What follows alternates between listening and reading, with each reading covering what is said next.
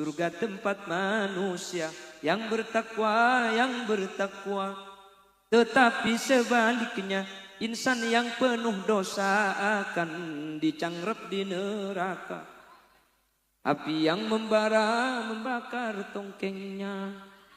Belajarlah, karena tidak ada seseorang yang terlahir dalam keadaan punya ilmu, dan orang yang bodoh tidak sama dengan orang yang alim. Mohon maaf, ayahnya kiai, ring tuana kiai raja, bapak kiai raja, selala raja pakai lempo kan raja duka adanya. Make kiai raja keng mun anang tak ngaji tak kira ngerti, karena al ilmu bit ta'allum la bin nasab. Ilmu itu dengan belajar, tidak dengan cara diturunkan. Ilmu ni kalau etoronaki, ilmu ni kutu ajar, tak etoronaki ilmu ni kak, si etoronaki ni kak mengi.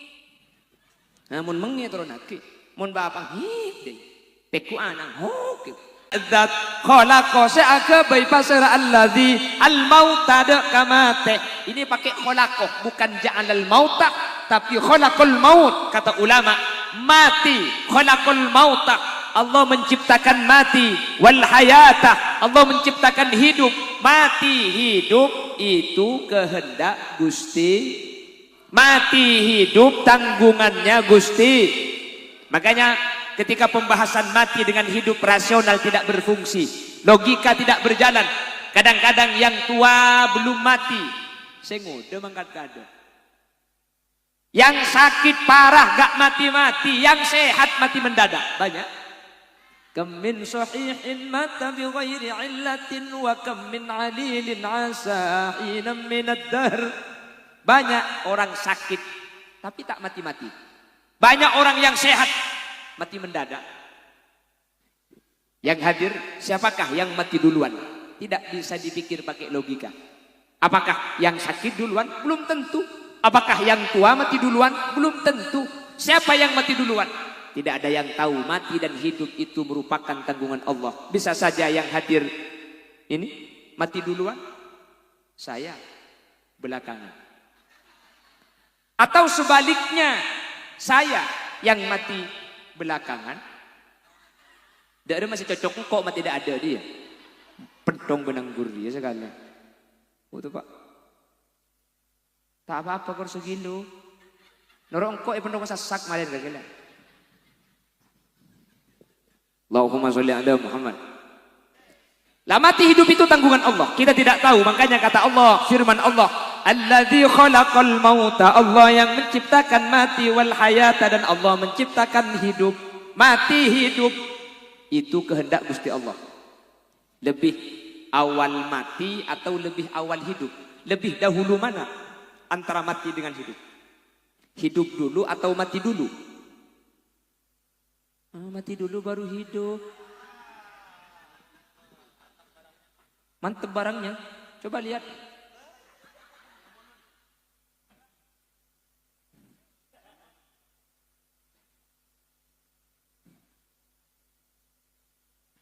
Manusia itu lebih mati dulu apa hidup dulu? Apa? Hidup dulu baru mati. Kalau nggak mati-mati gimana? Manusia itu mati dulu, setelah mati baru, setelah hidup mati, setelah mati. Iya kok. Itu kari di kok kemarin tak betah kok.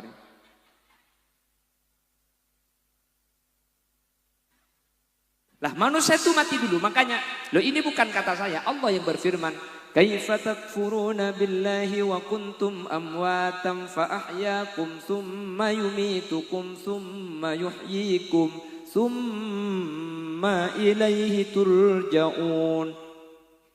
Kaifa takfuruna billah, bagaimana kalian kafir kepada Allah. Wa kuntum amwata, dulu sampian dicipta oleh Allah dalam keadaan mati. Fa ahyakum, lalu dari mati itu menjadi hidup.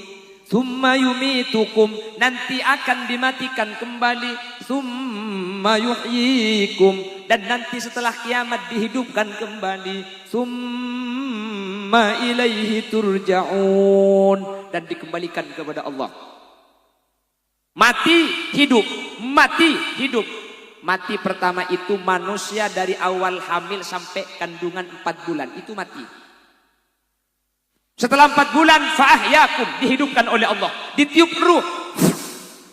Pak ngucap, aku lihat kanan, aku lihat kaca, aku lihat baba. Baji. Wah.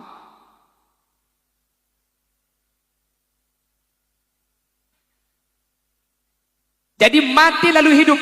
Sampai sekarang kita hidup. Tsumma yumitukum. Nanti kita akan dimatikan. Setelah mati, tsumma yuhyikum.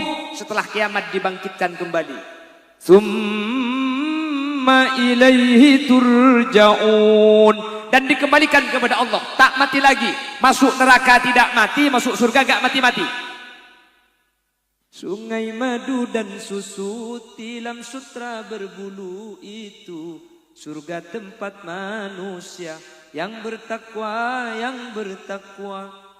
Tetapi sebaliknya insan yang penuh dosa akan dicangkrep di neraka. Api yang membara membakar tongkengnya.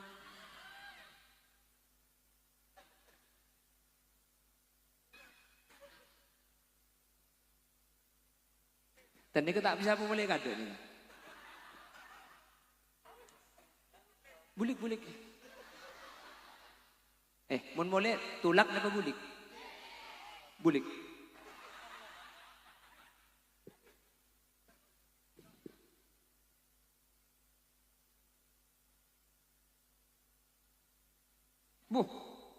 Bukan. Dekatnya itu. Allahumma sholli ala Muhammad. Allahumma sholli ala Muhammad. Sehingga mati dengan hidup itu tidak ada yang tahu. Semua yang hadir pasti merasakan mati. Namun kapan kita mati? Ini rahasia Allah. Tidak ada manusia yang tahu terkait masalah mati. Mati hidup ditanggung oleh Allah. Namun saya doakan semua yang hadir mudah-mudahan panjang umur seberataan amin. Mantar pada lancang umur kapi amin. Lancang umur sebarokah amin. Dan mudah-mudahan kita tidak mati kecuali husnul khatimah. Kalau perlu kita mati dengan membawa kalimah la ilaha illallah amin. Kalau perlu semua yang hadir mati bertepatan hari Jumat. Ada jaminan dari Nabi Muhammad, yurfa'ul adab amman mata yaumal jumu'ah. Siksa kubur diangkat bagi orang-orang yang mati bertepatan hari Jumat atau malam Jumat. Siapa yang mati hari Jumat atau malam Jumat bisartil iman, yang penting dia orang punya iman, orang Islam, matinya hari Jumat atau malam Jumat, maka tidak akan merasakan siksa kubur. Menter mati Jumat kepi. Terus apa tak terus mati Jumat? Terus apa tak terus mati Jumat? Nemar yaki. Tak makan gelak ke kiu. Makin kan ki Sabtu leku. Sabtu, Ahad, Senin, Selasa, Rabu, Kamis. Ada pak pasal. Kita iya, cak maka kata gelak kan lepas nak. Benih Jumat ya ada ni, kamu termati Jumat boleh tadi. Angki kok. Siapa ngocak angki dia? Maksud tu budian, mentermati budian, keng menter tepak are Jumat. Keng cak mati baru ngada sengalia kuburan. Wak dua deki Jumat datang dua dia, Jumat datang dua. Mun tak mati cekel.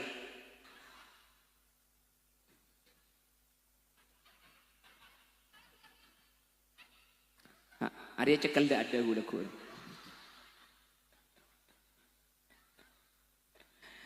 Oke, kita tak ngerti ada cekel gak ada.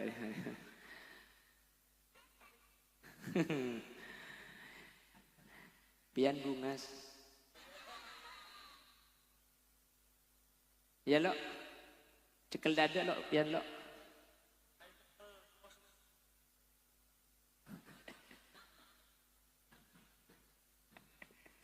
Allahumma sholli ala Muhammad. Bon. Jadi yang pertama, hidup mati itu ditanggung Allah. Boh, lele setengah jam lah. Siapa saya ambu ayu? Mayu. Mun saya berbagi semangat kudu tak kira toron. Pengajian. Jadi yang ditanggung Allah yang pertama itu adalah mati dan hidup. Yang kedua, yang ditanggung Allah itu jodoh. Makanya jodoh itu ayatnya juga pakai kholaqo dalam Al-Quran. Subhanalladzi khalaqal azwaja kullaha mimma tumbitul ardh. Ini ada di surah Yasin. Makanya saya setiap ceramah sering menyampaikan, mohon maaf yang biasa memimpin pembacaan Yasin, jangan sampean tidak memegang Al-Quran.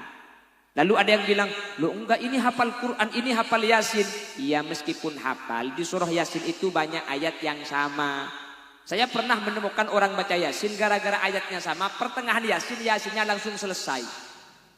Aslinya yang mau dibaca ayat tadi, Subhanalladzi khalaqal azwaja kullaha mimma tumbitul ardh. Yang mau dibaca ayat ini, berhubung tidak pegang Al-Quran, Subhanalladzi biyadihi malakutu kulli syai'in wa ilaihi turja'un. Shadaqallahul azim. Jangan ibu deh, cocok kak lekas ngakak nih kok.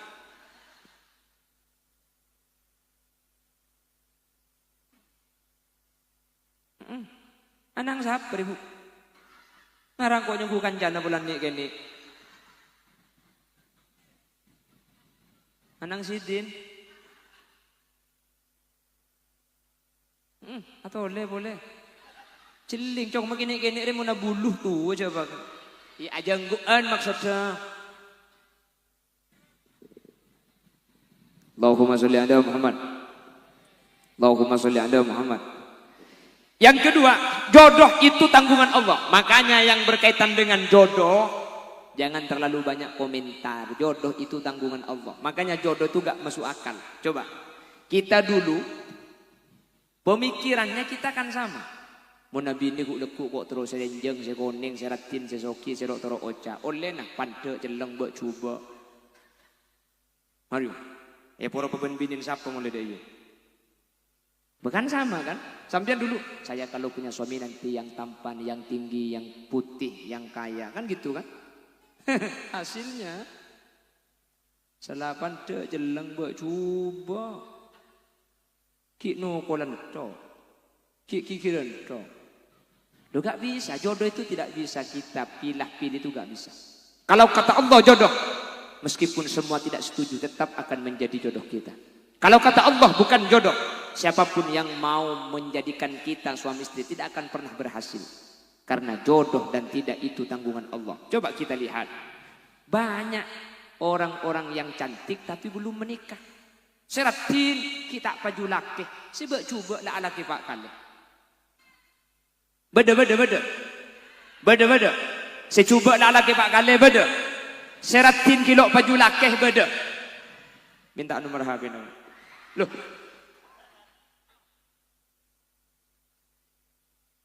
Lah, enten kula biasa syarat nyarat tiga. Jadi mun beda syaratin kilo paju laki bagi kang kok nomor. 2.000 baju. Eko binti bi eko. Eko binti bi cek beda pengolo kan. Saya itu tadi pagi berangkat dari Bangka Belitung jam 9. Itu sama istri sama anak. Cuman nyampe Jakarta, istri dan anak terpaksa mengambil pesawat rute Surabaya pulang duluan. Karena mertua sakit parah. Jadi gue ke TV makin.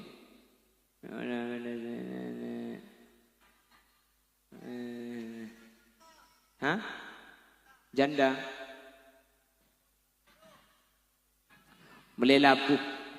Sabek ke Honda. Mungkin ngodah tak tumbuh oben. Kula ambu saya nyari janda. Mun bedah minta supraban. Aku pak, saya aja janda padahal.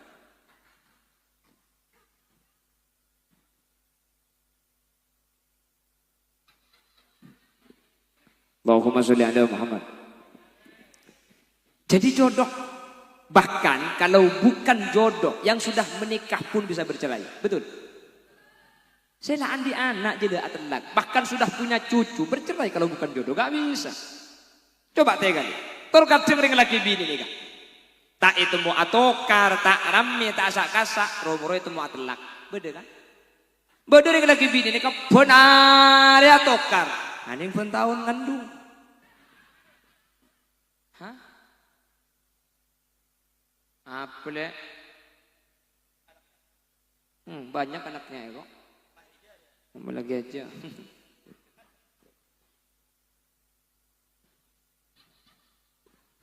Hari ya, agak mereka kelengkeng yang berkakan. Menteri terserna ada. Menteri nur aku ben bikin menteri masuk, har tak ada masuk.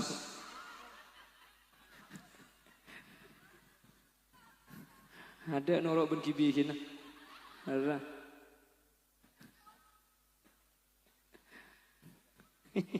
Aja gila malin anggur akan boleh. Makanya semalam pengajian dia gelem kok.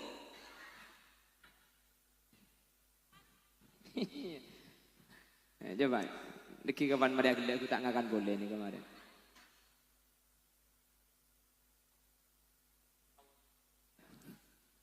Karena norok bikin tulan.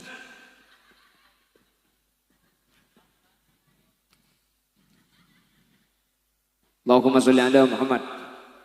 Pon, jadi yang menjadi tanggungan Allah, hidup mati itu tanggungannya Gusti.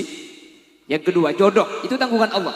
Makanya kalau Allah tidak menuliskan jodoh, seperti apapun perjuangan kita tidak akan menjadikan dia menjadi halal bagi kita. Namun kalau kata Allah jodoh, siapapun yang akan memisahkan tetap akan menjadi milik kita. Karena jodoh dan tidak jodoh itu bukan usaha manusia, tetapi murni pemberian Gusti. Satu, hidup dan mati. Dua, jodoh. Yang ketiga, rizki. Nah, rizki itu gak bisa diprediksi. Kadang-kadang yang kerjanya 24 jam non-stop, biasa gak kaya. Yang kerjanya cuma sebentar, cuma tanda tangan saja, kadang-kadang bisa kaya raya. Korupsi kayak hego.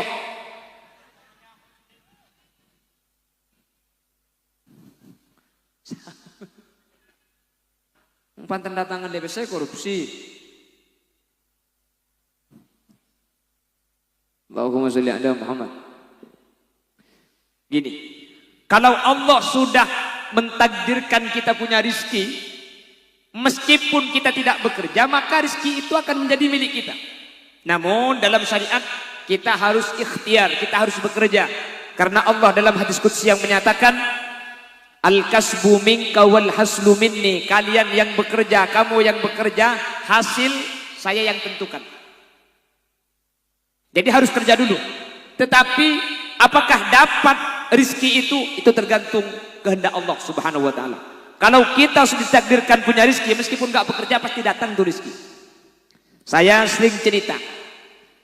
Suatu ketika beberapa bulan yang lalu, kalau tidak salah bulan Tekipit. Iya bulan Tekepek. Saya ada tamu dari Bondowoso. Dari Bondowoso ke Bangkalan tuh kalau naik tol, kalau lewat tol itu 7 jam. Saya sudah berangkat pengajian jam 8, tamu dari Bondowoso nyampe rumah jam 12, sehingga tidak bertemu. Biasanya ketika ada tamu dari luar Madura, itu biasanya pasang jadwal, pasang nomor handphone, nanti saya hubungi, nanti ada yang menghubungi, jadwalnya bisa apa tidak. Lah ini enggak, ini mau nunggu, saya enggak mau pulang, saya masih mau nunggu kiai. Saya datang jam 2 malam, enggak mungkin saya menemui tamu jam 2 malam. Karena saya juga ada kerja bakti kalau jam... Hah? Targa beraga nih kok. Jadi pagi hari saya temui tamu yang dari Bondowoso, terus saya tanya, yang dari Bondowoso, betul Kiai, mau masang jadwal, boten Kiai, boten. Ada yang bisa saya bantu? Saya kesini Kiai niat tasyakuran. Tasyakuran bagaimana maksudnya? Saya dulu niat buka usaha Kiai, niat buka usaha. Cuman saya bingung, saya mau buka toko di mana tempat yang strategis. Dan ketika saya jualan, apa kira-kira yang saya jual itu cepat laku. Dalam keadaan bingung, saya tidur dan saya bermimpi Kiai. Di dalam mimpi itu Kiai hadir dan Kiai memberikan petunjuk. Tanah ini yang disuruh bangun, ini yang disuruh jual. Dan lalu saya lakukan itu Kiai. Tanah itu yang kami bangun dan sesuai petunjuk Kiai itu yang saya jual. Alhamdulillah Kiai. Sekarang saya sukses, lancar Kiai. Oleh karena itu saya kesini jauh-jauh dari Bondowoso. Saya ingin tasyakuran kepada Kiai karena saya sukses gara-gara dapat petunjuk Kiai dalam mimpi. Kula tak asaru masa. Cek kula tak teman masukan gelum mimpi na orang. Nah, ini kan mimpi TV. Pahromo-romo keluar amplop, mengeluarkan amplop dari sakunya. Ini tasyakuran kami Kiai. Saya tidak merasa ngasih nasihat, saya tidak pernah bertemu sebelumnya. Tiba-tiba mau ngasih uang, saya nggak mau. Punten. Tolak bikul, punten. Karena saya menolak, dipaksa sama tamu itu. Dimasukkan sendiri ke saku saya. Enggak Kiai, saya sudah niat Kiai. Pokoknya ini Kiai, dipaksa. Karena tamu ini memaksa. Neng kulit aku lihat deh. Loh, kan tuan rumah yang baik itu adalah tuan rumah yang mengalah kepada tamunya karena tamu adalah raja kan deh ya kan. Maksa kuda neng. Lah tamu ini pulang. Setelah tamu ini pulang saya memohon kepada Allah. Ya Allah, mudah-mudahan banyak yang bermimpi ya Allah.